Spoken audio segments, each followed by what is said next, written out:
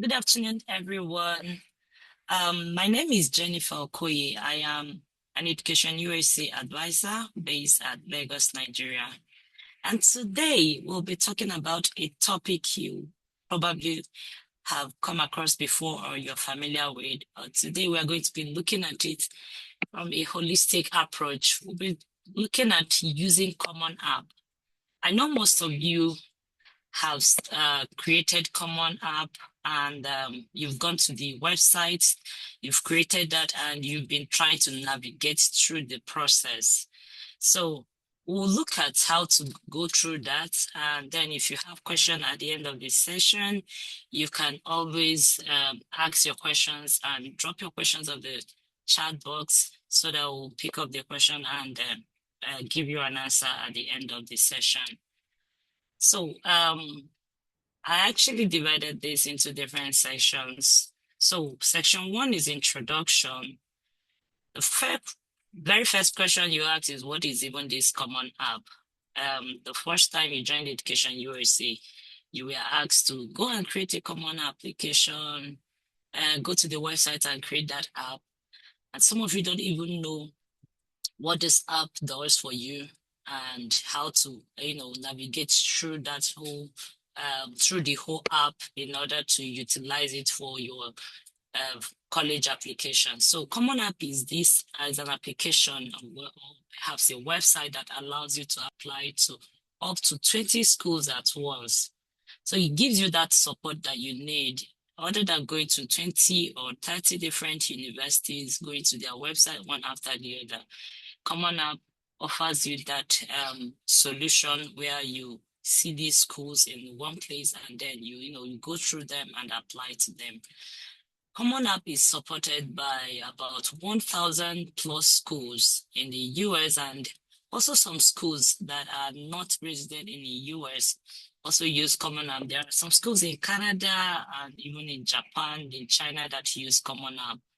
So don't have that mindset that Common App is used for only US schools. Common App enables you to fill things, your personal data allows you to write an essay and upload so that school can see that, allows you upload your transcript and your school information. It also gives you that opportunity to, you surf through the whole website, through the whole app and input the necessary documents that you want the schools to go through in order to make decision on your application. Now, there are some schools that use only Common App, that you can only apply to those schools using Common App. While for some other schools, you don't necessarily need to use Common App to apply to them. Schools like Minerva College or Berea College, you just need to go to their website to apply. Now, what does this website even looks like? So the first thing you do is when you go to your search engine, or you use Google Chrome or your Edge, and then you go to www.commonapp.org. What do you see when you do that? Whatever you see on your screen will look like what we have right here. Once you click that, go to the Start Your Application button and then click on that. And then it takes you to another page that looks like what you're also seeing. Now, once it takes you to that stage, what do? You start your application. You need to create your account. If you don't create an account, nobody will see you. Nobody will notice that you even visited that website. Now, remember that Common App is used for only undergraduate applications. So it's either you are applying as a first-year student or you are applying as a transfer student. Let's say that you already started school here in Nigeria and you want to transfer to the US. You can also use the Common App to do that. Then fill all the required information and then you click on create account. You're going to go through that process. You will see what each of those phases looks like.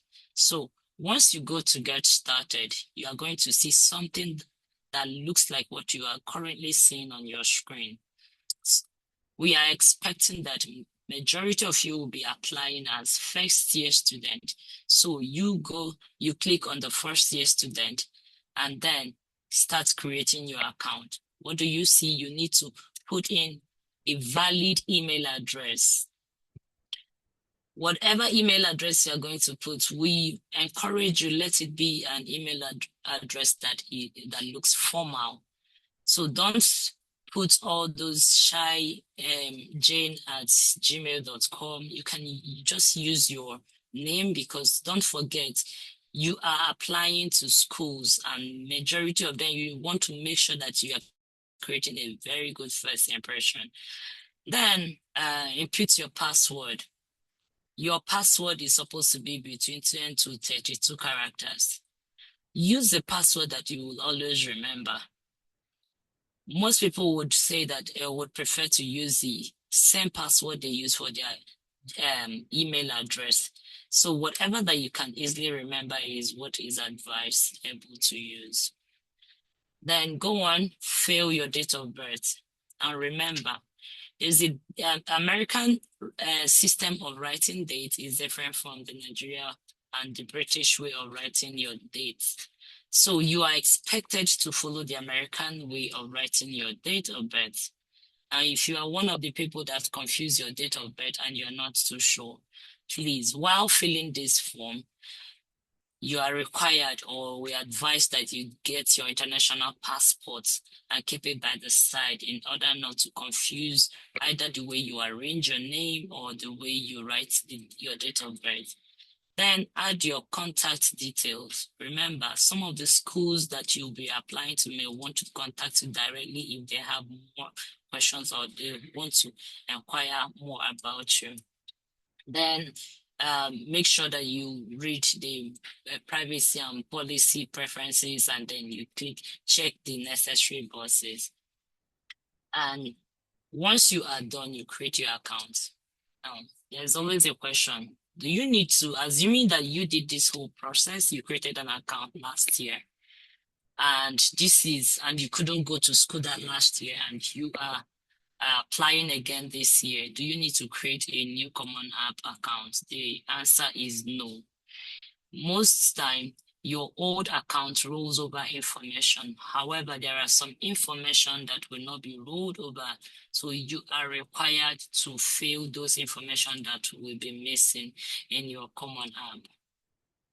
Now, let's look at step 2. You are now required to start searching for schools to look for the universities or the colleges that interest you. As Education USA members, I know that one of the things that that one of the tools that we give you is what we call the college application chart. So what it means is that you are required to go through different schools and then populate that particular spreadsheet to give you an overview or to help you make some certain decisions when applying to school. So if you have not come up with that document, it is also important that while you are creating your CommonApp and going through some of the schools and their requirements, you can be doing that side by side. But most time it is also is always advisable to do that before you start your CommonApp. Then click on your college search and you finally get to that's on the dashboard, and then you start checking out different schools. Whichever school that you think that interests you, or you think that you are qualified, or you met with their requirements, you click and you click on that school and you add it to your colleges. Whatever you begin to see now, it means that there are a couple of schools that you need to start clicking on them one after the other. Now you can decide to search for those schools using filters. You can also decide to go through them one after the other or with your list. Now, let's talk about your dashboard. What does this dashboard show you? Your dashboard is where you view different schools, you have an overview of the colleges, and you check out their general details. You see different schools. For instance, you begin to see schools like Baldwin. Let's say that you use filter and you had put in some certain information and it filtered a couple of schools for you. Those schools will begin to show on your dashboard. So once you start seeing them, you can now click them one after the other and see if you met with their requirements. Now, any school that you met their requirements and you see that, oh, this is the kind of school I would like to apply to, what do? You add them to your My Colleges. Once you add them to your colleges, under My College, you are going to see three main questions. You have the part that says that asks you a couple of questions. You have the recommenders, and then you also have the review and submit app session. Now, the first thing you do is once you already have those schools added up, you proceed to your CommonApp. Under your CommonApp, you have 6 main sessions, and then you go to the very first one, which is your profile. Your profile will bring out about 7 different tabs. You are expected to, again, make sure that you have your international passport handy so that you can input every information that is needed and input them accurately. You're expected to fill information about your personal information, things that have to do with you, your bios, your address, contact details, your demographics, and then languages that you speak or languages you are fluent or you're an intermediate speaker, and then your geography and nationality. Then you also move down to the CommonApp fee waiver. Now, I know that this is usually where people come to ask those hard questions. Oh, do I qualify to get a CommonApp fee waiver? My response is once that you met with any of these qualifications that you have been enrolled into, maybe you are coming from a low income home, or that you know that you're eligible to receive ACT or ACT fee waiver, then the answer is yes, that you are qualified to get a CommonApp fee waiver. If not, another way you can also get that is if your counselor can also recommend you for CommonApp fee waiver. But in the absence of these two, like if you didn't check any of those boxes and your recommender or your counselor did not recommend you for that, you're expected to actually go ahead to make payment. But I really doubt if any majority of students I see do not, qualifies for that. Then let's talk about the family. You are expected to fill in information about your parents. Don't forget, if you're going to be applying to school for early decision or early action, there is a space, a part where your parents are supposed to sign, fill their information about themselves and also to sign off to say that they are in support of you applying for ED schools. Then you are expected to fill information about your siblings. I always tell people, if you want to enjoy some of the privileges that come with maybe financial aids and all that, you need to be as truthful as possible. CommonApp is not where you have to mice information or you need to lie about it. Be as truthful as possible. It's going to help you a lot, because the lies that you told in here can affect you even when maybe when school calls you for an interview, or maybe when after some years you're already in school and they call up your application to see, oh, you once told us that that in your house you have about 7 siblings. How come you're now telling us you are just about 3? So you are expected to fill this information as accurately as possible. Then the education tab. The education tab is where most of our students get confused. You are expected to fill your current and most recent secondary school or high school grades. Now, some people ask, oh, am I supposed to click on trimester or semester? The last time I checked, I know that the Nigeria system runs on trimester. That is first term, second term, and third term. So you are expected to choose a trimester and then fill in the information about your high school accurately. Fill about every other information that is needed, your grades, the whatever thing, if there are some honor programs that you did or community development, community-based organization that you are working with, you are supposed to fill that in. Remember, as an Education USA member and scholar, you are expected to fill Education USA as a community-based organization that you are working with. What will this do for you? It will help your advisor to be able to go through your CommonApp and give you advice. They will not be able to effect any change on your by themselves on your application or alter anything that you have filled. But at least they can go through it to say, oh, I think you should do this way or do that way.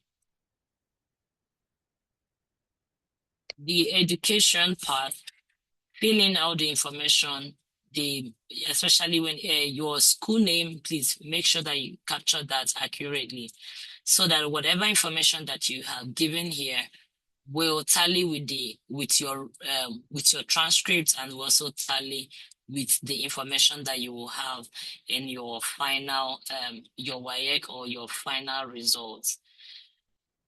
Majorly, most of you will be schools will be looking at to see your results or information or subjects that you did from your 9th grade to your 12th grade. So that is from your JS3 to your SS3. Remember, you have the opportunity to also, there's also a place where, assuming you are taking a gap year, you have that opportunity to submit a gap year statement under this section. So for most of you that will just submit your application and you really don't think that you need to explain why you have been out of school for the past 1 year or past 2 years, I don't think you are doing yourself any favor. Then fill about your graduating class size, your rank, and your GPA. Some of the schools will require, some of your schools already have some on your results have already ranked you, while some of you do not have the ranking system. If you don't have that, it is not a reason to to assign yourself any rank. If you can actually go to school, if you think your school can help you do that. And the same thing goes with GPA. I've seen some certain results and you will see that the school already calculated their GPAs for them. While for some school, they do not have the GPA system. But if it's what your school does, please, you are required to put that in. If your school does not present your results with GPA, do not be under pressure to also do that, except if the school, if the school you're applying to mandated that you should have a GPA, that you should submit your GPA to them.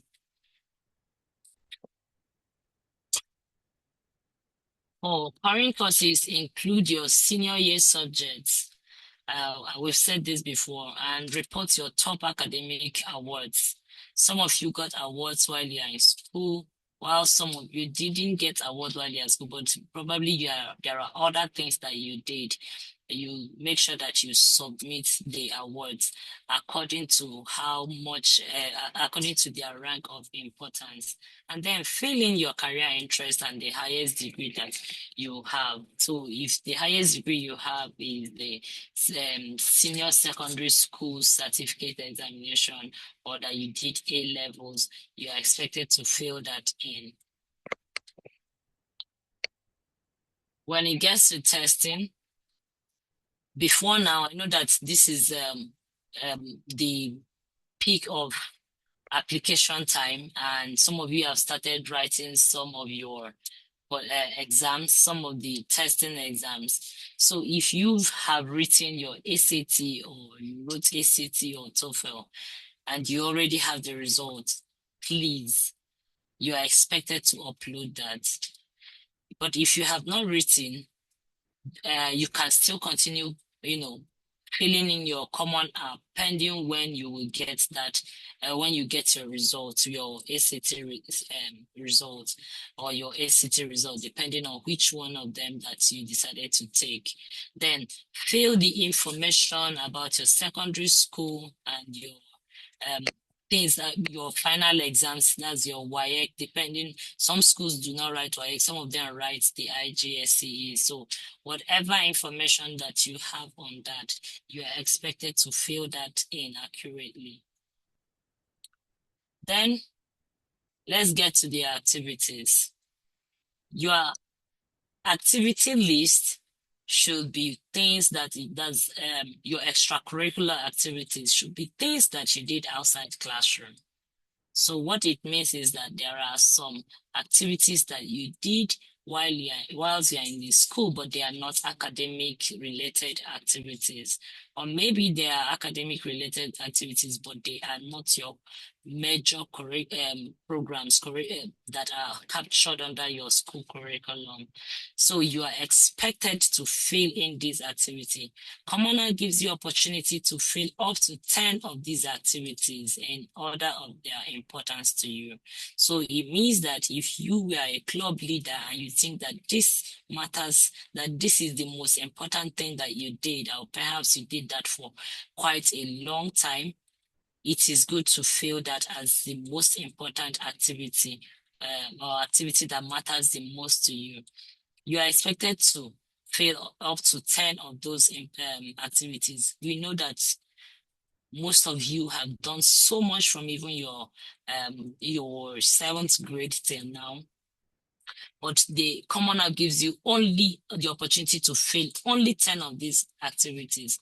So what do? We have what we call the activity template, activity list template. Use that activity list template to, bring out all the activities. Because it's a template, it helps you, gives you the opportunity and helps you bring out all the information and all the questions that CommonApp is asking you. So you tabulate it in your template and then gradually begin to impute them in your CommonApp.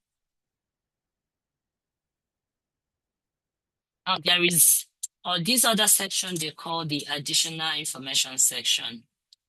This additional information section is for you to impute every other information you think that you are not able to capture or to put in your activity list, or things that you think that matters most to you, but you are looking for a way to express them, to let the school know that, oh, this is what I have done. It's more like a place where you make an explanation of one or two things. If there are times where that you have had some misconduct and all that, or whatever that it is that had happened within your school year, this is also a place where you capture those information. The section for additional information is not for you to repeat or to re-emphasize what you already have on your activity list. It's not for you to tell them again about the grades and your ranking. It's for you to write out the information and address some things that are not captured in your that are important to your application but are not captured under your education and every other section that you have previously filled. Now, filling out your writing information. Under this writing part,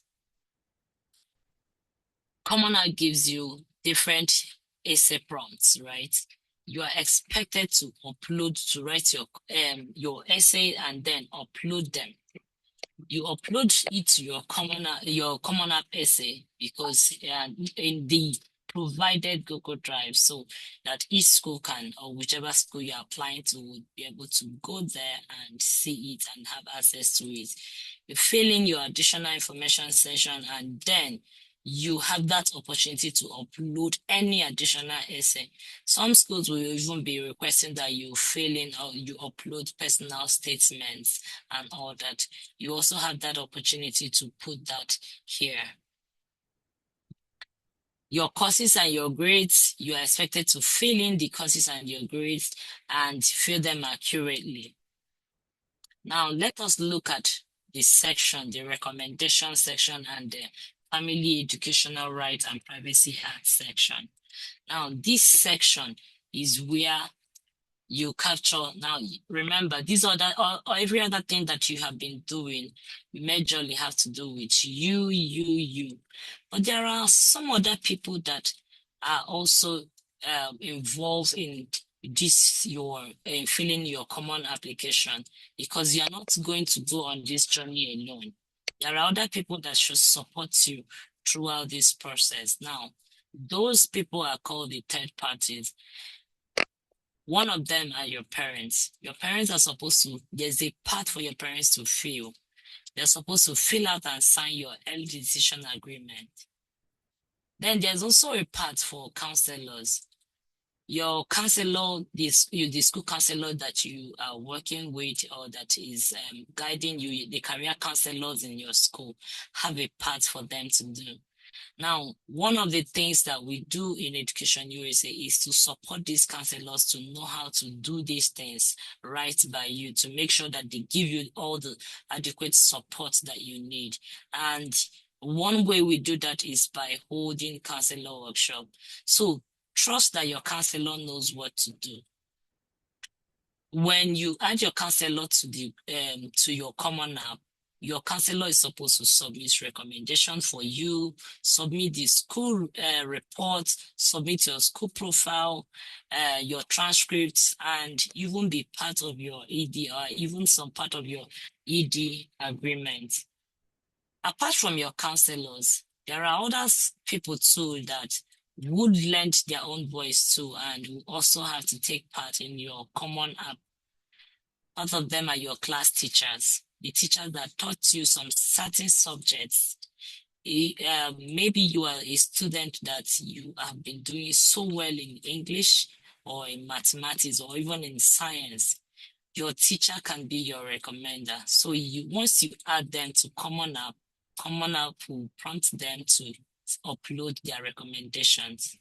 Another person that could also recommend you are your coaches. If you are someone that have been doing sports or someone that had been working hard with a particular coach or doing application with a particular coach, he or she can also recommend you. And there's also another part for peer recommendation. Now, whilst not all school will require that you do a peer or you upload a peer recommendation, there are some schools that really think it matters to them, that they get to know what other people think, what your peers think about you. So if you are applying to such schools, do not neglect this part, the peer recommendation part. Now, your advisors could be your Education USA advisors. What do they help you do? They help you review your entire application and to help you also to track your app progress to see if you are in line and if you have done the right things. Then they help you walk you through that process to say, oh, I spotted that you did ABC thing. Now your advisors do not have any major part to fill for you, but they are more like your watchdog throughout the process. If you add your advisors, they'll be able to pinpoint what you probably might be doing wrong or and also give you applause for what you are doing right. Your recommenders have that opportunity to one of the things we actually advise is that you assign them responsibilities. So for one recommender, the responsibility might just be you might assign them the responsibility of uploading ABC document or this particular document for you, while for another, it might just be to For instance, if you put in your advisor is just there to watch throughout and to watch your progress and help you track progress. And if you put in your school counselor, you assign the responsibility of uploading the necessary documents for you. Now, assuming you got into a school and you started this process, and maybe a particular teacher that you intend to work with or you had added to your CommonApp, probably you resume school and you find out that that teacher has left your school. What do you do? What do you do if you want to change them? One of the things you can do is that you really can change them. It is possible to change them. You go back to your My Colleges and go under your recommenders and remove them, and then you can add new recommender. One thing that I forgot to mention is that you should encourage your recommenders to use a valid email address. If it's possible, if you are going to some schools that have some certain domain names to their email, you can encourage your recommender to use that email address, as it's going to help to, prove, it makes it more credible. It makes the school more credible and even the recommender as well. Now, after filling your CommonApp, there's usually, we've come up with a checklist. So each time that you are done, you see that, oh, it's been checked green. So once that you've seen that everything has been checked, that your checklist is complete, what do? You can go ahead to submit. But remember, when you are not so sure, one of the things we do not advise is for you to rush your application. So, and that's why you are expected to start on time. But once you see that you have checked everything, you can go ahead to submit. Now, there are some certain questions that we often get from students about CommonApp. One of them is, must I complete the CommonApp in one sitting? If I start now, and I leave it, or maybe I have something else that I need to do, or maybe if I leave it for about 3 days, especially now that school has started and probably you are going to school and you're juggling a couple of things, would you need to start all over again? No, the app saves the information that you already filled. So it's designed to save your progress and then you work on it over time. Then another question is, must you include all your grades before submitting it? The answer is no. Not all the time. Not everyone that submitted their CommonApp included all their grades at the same time.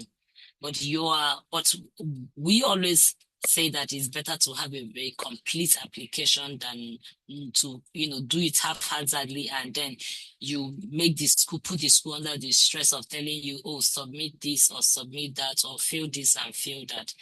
Then can you still edit your essay after applying to one school? Yes, you can edit your essay after you apply to a particular school.